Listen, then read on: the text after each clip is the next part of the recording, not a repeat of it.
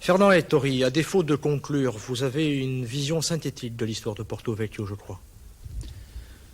Bien sûr.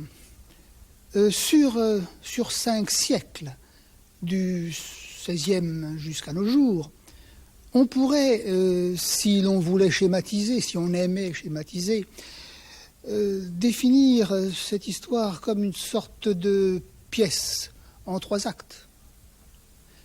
Premier acte, c'est l'histoire d'un échec.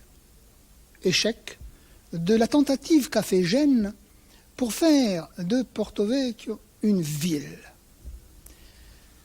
Le deuxième acte, c'est partir de la seconde moitié du XVIIe siècle, un lent effort, un effort long, lent, persévérant des communautés de la montagne pour s'installer à Porto Vecchio, cultiver, peupler ce territoire. Et le troisième acte, il s'est joué il y a très peu de temps, c'est l'étonnante explosion démographique et économique des années 60.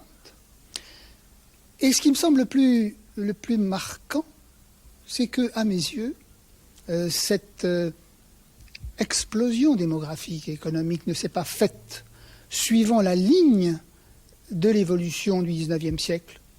C'est plutôt une sorte de mutation brusque due à la rencontre de 2 éléments: la fin d'un fléau multiséculaire, le paludisme, et la naissance du tourisme moderne. Voilà résumé plusieurs siècles de l'histoire de Porto Vecchio et de sa région. Si ce thème vous intéresse, 2 points sont à noter. Le livre de Fausto Amalberti devrait être traduit en français prochainement et les exposés du colloque regroupés dans une publication.